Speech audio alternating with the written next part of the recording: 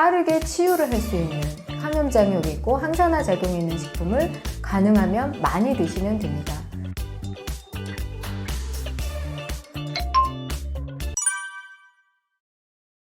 암에 걸리셨다 그러면은 너무 이렇게 큰 충격을 받으시잖아요. 그렇지만 전략은 사실은 심플합니다. 암을 유발하거나 암세포를 성장시켜서 빠르게 전이를 유발할 수 있는 그런 식품들을 멀리 하시고, 그 다음에 빠르게 치유를 할 수 있는 항염작용이 있고 항산화 작용이 있는 식품을 가능하면 많이 드시면 됩니다. 그럼 유발식품은 뭐가 있냐면 붉은색 고기, 유제품, 특히 치즈나 버터류, 그리고 술, 그리고 설탕, 탄산음료, GMO입니다. 이 밖에도 이제 가공된 것들, 패스트푸드, 또 화학 조미료가 많이 들어간 것들은 안 드시는 게 좋겠죠?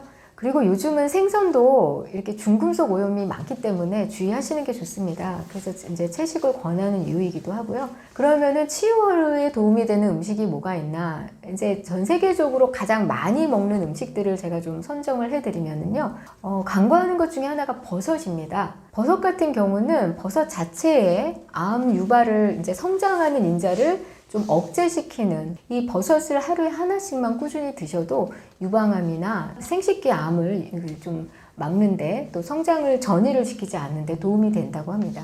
그리고 가장 잘 알려진 항암식품은 마늘이죠.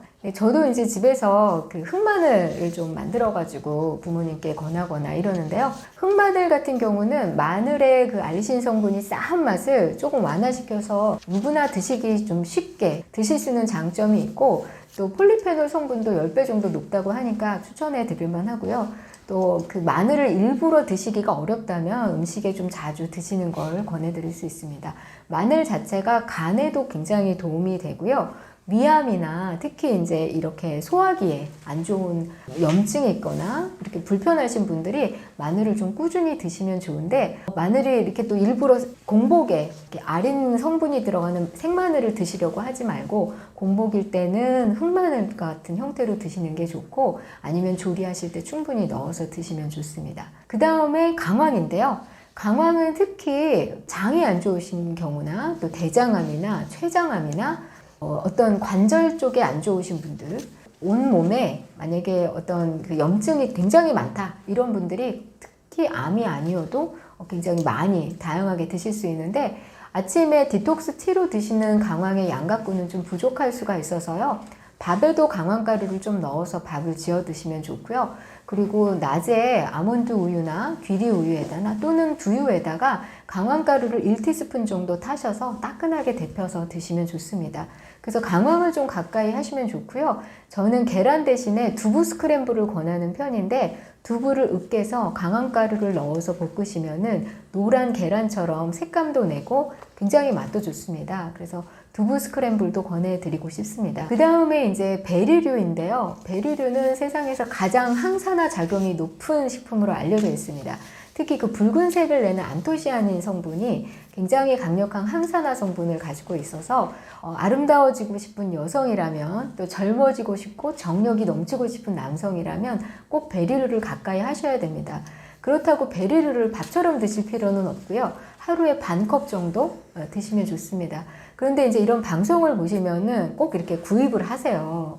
구입을 하시고, 어쩔 때는 막 이렇게 구기자가 좋다 그러면 한약국으로 막 전화하셔가지고 구기자 없냐고 하시는 분들이 많은데, 단 한 달만 지나고 나면 그런 분들이 하나도 없어요. 그 이유는 뭐냐면, 이제 방송에서 나오면 그거 주문하셔가지고 한 달 드시다가 딴 거로 바꿔 타시는 거예요.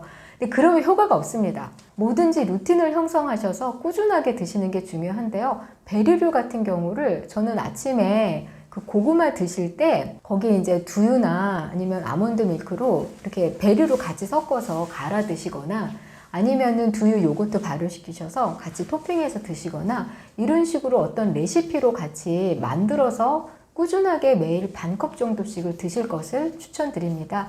블루베리라든지 딸기라든지 아니면 오디나 또는 석류, 그리고 우리나라에서 이제 가장 좋은 특산품 중에 하나가 오미자, 구기자 이런 것들은 남성분들이 간 해독에도 좋고, 또 정력이 떨어지시는 나이에는 정력도 좋게 해드릴 수 있고, 여성분들 갱년기에도 호르몬 밸런스를 회복시켜주는 명약이기도 합니다. 그래서 꾸준하게 드시지 않으면 효과가 없으니까요. 꾸준하게 드시면 좋겠습니다. 잠깐 여기서 한 가지 조언 드리고 싶은 게 뭐 청으로 만들어 드시면 어떠냐고 질문하시는 분들이 많아요. 근데 청은 설탕이 들어가기 때문에 물론 발효를 하게 되면 성분이 약간 변하긴 하지만 당분 수치가 높죠. 그래서 비만이 있으시거나 또는 대사증후군이 있으시거나 특히 암 환자분들 같은 경우에는 청은 조절을 하시는 게 좋겠다. 드시지 말라는 건 아니고요. 청을 이렇게 매 끼니마다 드시거나 하는 거는 권하고 싶지는 않습니다. 네, 그리고 이제 그 십자가 채소로 알려져 있는 양배추, 브로콜리, 케일, 방울 양배추 이런 십자가 채소들을 항산화 작용이 뛰어나기 때문에 항암 식품으로 권합니다. 그래서 이런 십자가 채소들을 저는 채소찜으로 해서 많이 권하는데요. 아침에 이렇게 찜기에다가 얘네들을 다 적당한 크기로 썰어서 한 번에 찌세요. 근데 이제 방울 양배추나 양배추는 조금 이제 좀 오래 찌셔야 되고, 브로콜리는 줄기는 좀 오래 쪄야 되지만 브로콜리의 색감이 누렇게 변하면은 그 이소시아네이트라고 하는 성분들이 좀 파괴가 됩니다.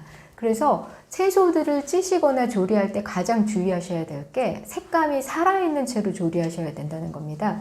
그래서 살짝 찌되 부드러운 정도의 몇 분 정도인지를 체크를 해보세요. 그래서 색감이 살아있으면서 드시기 적당한 정도로 살짝 스팀에 찌는 것을 권해드립니다. 그 암에 유리한 식품들, 치유하는 식품들을 하루에 한 번 드시면 안 되고요. 꾸준하게 몇 끼니마다 드시는 게 좋고, 그리고 이걸 루틴하게 계속 드시면 좋겠습니다. 그 다음에 또 주의하셔야 될 게 조리 방법인데요. 가능하면 암에 걸리신 분들이라면 너무 차지도 너무 뜨겁지도 않게 조리하여 드셨으면 좋겠습니다.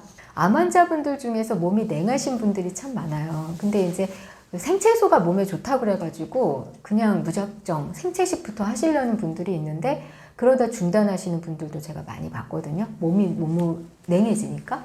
그래서 이제 물론 이렇게 종양이고 혹이기 때문에 이 생채식을 하시면 영양이 금방 흡수가 되고 암을 치료하는 데는 도움이 되지만 전반적인 체열이 떨어져서 면역력이 떨어질 수 있습니다. 그래서 저는 오히려 극단적인 생채식보다는 차라리 살짝 데치거나 스팀에 쪄서 부드러운 상태로 드시는 거를 권해드리고요. 어느 정도 면역력도 회복이 되고 체열이 어느 정도 회복이 되어서 내가 조금 생활하기가 편해졌을 때 그때는 생채식을 한번 시도해 보시는 것도 좋습니다. 또 반대로 너무 고열에 가열하거나 특히 튀김 음식은 최종 당화산물이라고 해서 암을 유발할 수 있는 물질을 만들어냅니다. 그래서 반드시 암 환자분들이라면 튀김 음식이나 고열에 가열해서 드시는 음식은 삼가하는 것이 좋습니다.